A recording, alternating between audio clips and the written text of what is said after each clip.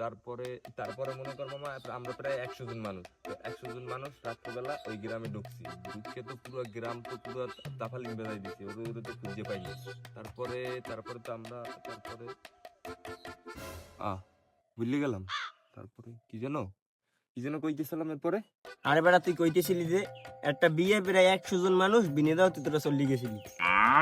আরে বেটা বিয়ে না, ও কইছিলে যে কোন মসজিদে জানি ইফতারিতে বিরিয়ানি দেবে। আরে বেটা কোন মসজিদে বিরিয়ানি দেবে মনে আর?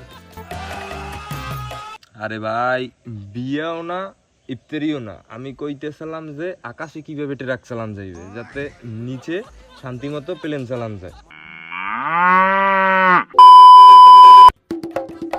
কি অবস্থা মামা, কি করো? তুমি কে ভাই? তোমার তো চিনতে পারলাম না। হুয়ারি? তোরে তো রোজায় ভালো রকমই ধরছে রে, তুই নিজের বন্ধুরেও চিনলি না। ও মামা জয়, কেমন আছিস তুই? তোর বেড়া তোর চিনতে পারলাম না, রোজায় সব লেগে গেছে। জয় কেদা, আমি দিশান্ত। ও মামা শান্ত, কেমন আছিস তুই? কি তুই ওই জায়গায়? তা এই জায়গায় কেডা?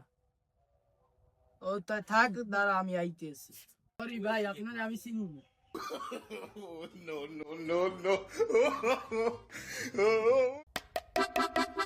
মামা 6 আর 6 গুণ করলে কত হয়? আরে ভাই এত সোজা একটা অঙ্ক এটাও পারো না? 6 আর 6 মিললিয়া 662।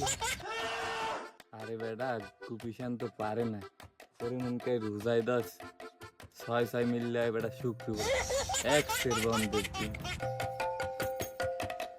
আরে বেটা তোকে দুইজনেরই রোজায় ধরছে, এর লেগে খালি বক বক বক বক করতে আসো, ভুলভাল উত্তর দিতে আসো।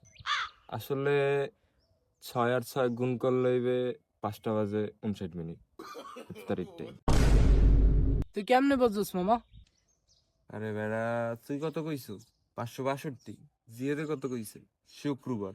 এখন 562 দিয়ে শুক্রবার বিয়োগ দে, তাহলে কত হয়?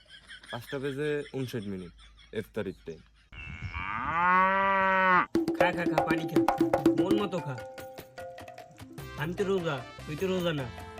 আমি তো একবারে মনে করো ইফতারির পর পানি খাইতে হইব। খা খা খা, মন মতো খা, পানি শেষ হইব না। তুই যত খাবি অতই খাওয়ামু। আচ্ছা মামা কদি এই ছাগল দুইটা বই বইয়ে কি ভাবতে আছে? মামা কালাটাই ভাবতে আছে ইফতার করলে এক বালতি শরবত খাই, কিন্তু লালটার ভাবনা অনেক বড়, তো ইফতার করলে 5টা বিড়ি খাই। আচ্ছা মামা সবই তো বুঝলাম, তাহলে এই বড় ছাগলটা কি করবে?